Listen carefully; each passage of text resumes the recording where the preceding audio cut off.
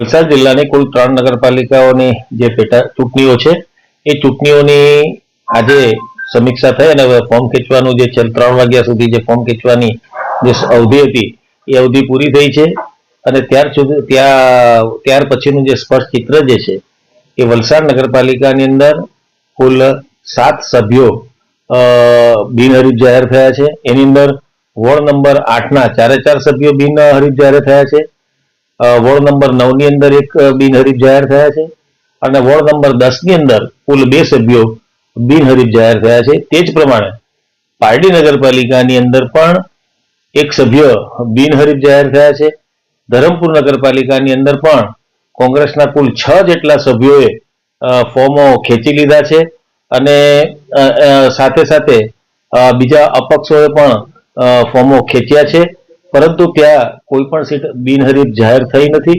આમ કુલ વલસાડ જિલ્લાની જો વાત કરીએ તો પારડીની 1 સીટ અને વલસાડની 7 સીટ કુલ મળીને 8 સીટ બિનહરીફ જાહેર થઈ છે। આના થકી ભારતીય જનતા પાર્ટીએ વલસાડ જિલ્લાની અંદર દરેક જગ્યાએ વિજયનું ખાતમુહૂર્ત એટલે વિજયનું શરૂઆત કરી દીધી છે અને એ વિજયના વિશ્વાસ થકી ભારતીય જનતા પાર્ટીની અંદર ખૂબ જ કાર્યકર્તાઓની અંદર જોશ અને જુસ્સો આવ્યો છે। ભારતીય જનતા પાર્ટી એક કેડર બેઝ પાર્ટી છે, કાર્યકર્તાઓ થકી ચાલનારી પાર્ટી છે। ભારતીય જનતા પાર્ટી પાસે જ કાર્યકર્તાઓની ખૂબ જ મોટી ફોજ છે।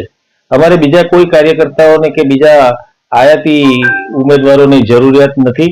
એમના જ આંતરિક ઝઘડાઓ હશે કે કોઈ કારણો હશે એના લઈને આ બનાવ બન્યા હશે, એને ભારતીય जनता पार्टी સાથે કઈ નિસ્બત નથી।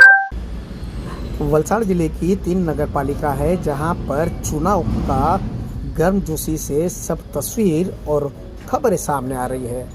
आज जो है बहुत सारा चित्र स्पष्ट हो गया है और भारतीय जनता पार्टी हावी हो गई है और हो भी सकती है। उसका कारण ये बताना जरूरी बन जाता है क्योंकि सरकार उनकी है, गुजरात सरकार उनकी है, केंद्र सरकार उनकी है, तो भारतीय जनता पार्टी आगे नहीं बढ़ेगी तो कौन बढ़ेगी? कांग्रेस, जो कहीं वलसाड़ जिले में दिखाई नहीं देती है।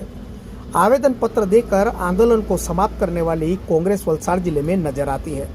इसके क्या कारण है वो कांग्रेस ने आत्मचिंतन करना बहुत आवश्यक है।